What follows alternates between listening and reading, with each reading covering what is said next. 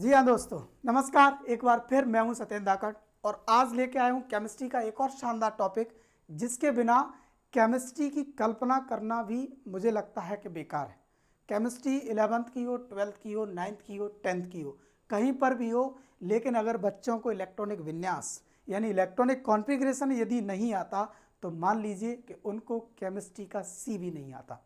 ठीक, सैकड़ों 100 लोगों को पढ़ाओ तो 100 लोगों में से 70 से 80 बच्चों की एक समस्या रहती है, कॉमन समस्या, जिसका नाम होता है इलेक्ट्रॉनिक कॉन्फ़िगरेशन यानी इलेक्ट्रॉनिक विन्यास। मैं चाहता हूं आज कुछ मिनटों में उस समस्या को ख़त्म करें ताकि आपको केमिस्ट्री में एक जो बहुत बड़ी समस्या बनी हुई है वो कहीं कुछ हद तक कम हो जाए।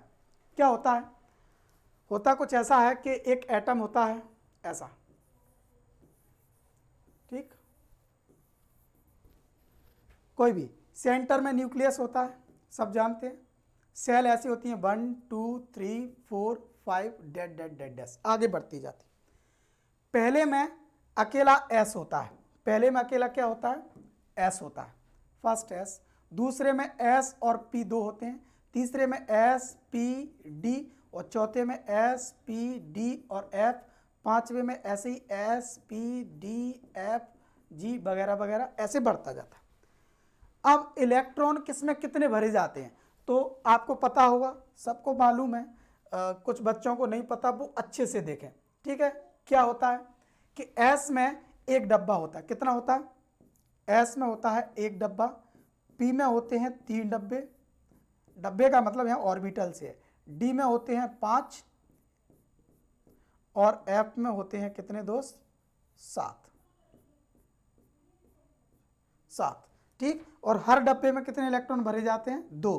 तो एस में कितने भरे जाएंगे? 2, पी में 6, डी में 10 और एफ में 14। इस पैटर्न को इलेक्ट्रॉन कैसे भरे जाते हैं, कौन सी कक्षा में कितने इलेक्ट्रॉन आएंगे, कौन सी सब सेल में पहले आएंगे, कौन सी सब सेल में बाद में आएंगे, इसका एक ऑर्डर होता है जिसे ऑफ बाउल रूल बोलते हैं और N+L रूल से इसे फिल किया जाता है। ये दोनों रूल क्या हैं, इनका सीक्वेंस कैसे जमाते हैं, तो वो मैंने एक ये ऑर्डर बना रखा है। कैसे?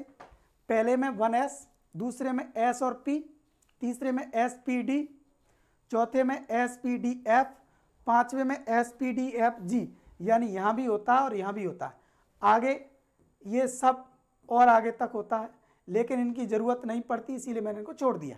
ठीक, रूल क्या है? रूल यह है कि सबसे पहले इलेक्ट्रॉन किस में फिल होंगे? 1s में होंगे। किस में होंगे? 1s में। फिर किस में होंगे? 2s में। फिर किस में होंगे? 3s में, सॉरी 2s के बाद में 2p, फिर 3s में, फिर 3p, फिर 3d, फिर 4d, 5p, 6s और लास्ट में 4f, 5d, 6p, 7s और ऐसे। इसको अगर अपन सीक्वेंस में जमा दें तो किस तरीके से काम आता है? ये आएगा जैसे आपसे कोई पूछे कि भाई इलेक्ट्रॉनिक कॉन्फ़िगरेशन करके दिखाओ, तो हम हाइड्रोजन से शुरू करते हैं। जैसे हाइड्रोजन, हाइड्रोजन के बाद में हाय हेलो लीना बेबी, ऐसे याद करवाया था। हाइड्रोजन, हीलियम, लिथियम, उसके बाद में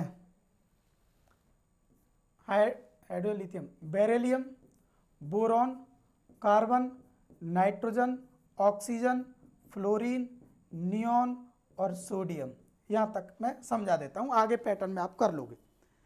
इलेक्ट्रॉनिक कॉन्फ़िगरेशन आता है कि हाइड्रोजन का एटॉमिक नंबर कितना है? 1 2 3 4 5 6 7 8 9 10 और 11, ये एटॉमिक नंबर है। एटॉमिक नंबर जितना होता है न्यूट्रल एटम में उतने ही क्या होते हैं? उतने ही उसमें इलेक्ट्रॉन्स होते हैं। ये बात पता है? ये बात पता है तो जैसे हाइड्रोजन में एक इलेक्ट्रॉन है तो एक इलेक्ट्रॉन सबसे पहले कहाँ आएगा? एक इलेक्ट्रॉन सबसे पहले यहाँ आएगा। ठीक, यहाँ आएगा तो एस में कितने इलेक्ट्रॉन जा सकते हैं? एस में इलेक्ट्रॉन जा सकते हैं 2। अपने पास कितना है? 1, तो एक तो ईजिली जा ही सकता है। भाई एक आदमी 2 रोटी खा सकता है तो एक आदमी 1 रोटी तो खा ही सकता है, इसीलिए वो पहला इलेक्ट्रॉन कहाँ जाएगा? H का, वो जाएगा 1s में, तो आंसर आएगा 1s1। हीलियम के लिए कितने इलेक्ट्रॉन है? 2, तो वो कहाँ जाएंगे? शुरू यहीं से होंगे, यहीं से शुरू होंगे तो S में कितने जाएंगे 2, तो S में 2 चले जाएंगे, तो आंसर हो जाएगा 1s2। ठीक, लिथियम के कितने हैं 3, शुरू यहीं से होगा हर बार, तो इसमें कितने जाएंगे 1s2। आपका दिमाग में आ रहा होगा सर 1 में 1 दे दिया, 2 में 2 दे दिए, 3 में आपने 3 क्यों नहीं दिए? अरे भैया एक लिमिट नाम की कोई चीज़ है ना, S में मैक्सिमम 2 ही जा सकते हैं, तो 2 ही जाएंगे। अब बच गया है तो वो आगे जाएगा। ठीक, तो अब 1 बच गया, 1 कहाँ जाएगा? 1 आएगा 2s में। ठीक, तो इसका आ जाएगा 2s1। ठीक, ऐसे ही 4 है तो 2 इसमें 2 इसमें, 1s2 2s2। ठीक, सेम ऐसे ही अगर आपके पास 5 है तो 2 इसमें 2 इसमें और 1 बचा हुआ है वो घूम के P में, तो 1s2 2s2 2p1। अब 6 है तो 2 2 और घूम के 2, 1s2 2s2 2p2। 7 है तो 2 2 और इसमें 3, 1s2 2s2 2p3। ऐसे ही P में इलेक्ट्रॉन बढ़ते जाएंगे। कहाँ तक बढ़ेंगे दोस्त? P में इलेक्ट्रॉन बढ़ेंगे 6 से ज़्यादा नहीं बढ़ेंगे। तो आंसर आ जाएगा क्या? आंसर आ जाएगा 1s2 2s2 और 2p4। क्या हो जाएगा? 2p4। ऐसे ही और एक और बढ़ेगा तो 1s2 2s2 2p5 और आखिरी में 1s2 2s2 2p6।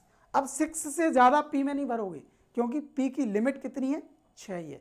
अगर इससे ज़्यादा इलेक्ट्रॉन है तो वो कहाँ जाएगा? वो P से आगे चला जाएगा, वो इससे आगे चला जाएगा। कहाँ आएगा? 3s में। जैसे सोडियम क्या आएगा? 1s2 2s2 2p6 और 3s1। 11 है तो 2 2 4 और 6 इसमें तो 10 और 10 और 1 11। ठीक, तो इस तरीके से किया जाता है इलेक्ट्रॉनिक कॉन्फ़िगरेशन। बहुत ज़्यादा बच्चों की समस्या है। मैं इतना सा आपसे निवेदन करता हूं और उम्मीद भी करता हूं कि इस टॉपिक को आप ज़रूर अच्छे से पढ़ लीजिए। इसके बिना केमिस्ट्री में कुछ भी संभव नहीं है। ठीक, इसी उम्मीद के साथ कि आपको ये समझ में आएगा और बहुत अच्छा समझ में आ जाएगा। बेटा प्लीज़ आप कुछ मत करिए प्लीज़। हमारा एक छोटू वो माउस चला रहा है बीच बीच में, चलिए कोई बात नहीं। हाँ, तो मुझे लगता है कि ये आप कर पाएंगे। इसके आगे के कुछ और 2-4 मैं करवा देता हूँ रैंडमली कहीं से, तो आपको अच्छा लगेगा। ठीक, जैसे मैं इतना ये जो स्पेस बचा है इसको यूज़ कर लेता हूँ। ठीक, इस स्पेस में मैं रैंडमली करवा रहा हूँ। जैसे पोटेशियम की बात करते हैं तो पोटेशियम का होता है 19, तो 19 इलेक्ट्रॉन आपको फिल करने हैं। तो कैसे करेंगे? अपन स्टार्ट करेंगे यहाँ से। 1s में कितना जाएगा? 2, आंसर आएगा 1s2। 1s2 के बाद में अगेन 2s2। ठीक, 2s2 के बाद 2p6, 2p6 के बाद 3s2। ध्यान रहे जोड़ते रहना है अपने को और 19 से ज़्यादा नहीं करना है। ओके, 3s2 के बाद में पहुंच जाएंगे अपन 3p6। एक बार जोड़ लीजिए कितने हो गए? 2 4 4 और 6 10, 2 12 और 6 18। एक बच गया अपना, एक बच गया, वो 3p6 के बाद कहाँ जाएगा? 4s1। तो ये तरीका होता है इलेक्ट्रॉनिक कॉन्फ़िगरेशन का। जितना एटॉमिक नंबर होता है उसमें उतने ही नंबर ऑफ इलेक्ट्रॉन्स होते हैं। नंबर ऑफ इलेक्ट्रॉन्स को जब हम फिल करते हैं तो ये बात ध्यान रहे कि कैपेसिटी से ज़्यादा ऑर्बिटल में हमें इलेक्ट्रॉन्स फिल नहीं करने। एस में 2, पी में 6, डी में 10 और एफ में 14, 14th इलेक्ट्रॉन आपको फिल करने। और फिल करने का जो ऑर्डर है वो ऑफ-बाउ लॉ के अकॉर्डिंग ये बोर्ड पर लिखा हुआ है। ऑर्डर अच्छे से याद रखिए, कैपेसिटी अच्छे से याद रखिए, फिर आपको इलेक्ट्रॉनिक कॉन्फ़िगरेशन करने में कोई दिक्कत नहीं आएगी। उम्मीद करता हूं कि आपको ये टॉपिक अच्छे से समझ में आ गया होगा। इसकी प्रैक्टिस करिए। 1 से लेकर 30 तक के एटॉमिक नंबर आपको उंगलियों पर होने चाहिए। यदि आप अच्छी केमिस्ट्री चाहते हैं तो उसका सबसे बेसिक नीड है इलेक्ट्रॉनिक कॉन्फ़िगरेशन। ठीक है, ओके, बहुत बहुत धन्यवाद। शेयर करते रहिए, आगे बढ़ते रहिए। Thank you.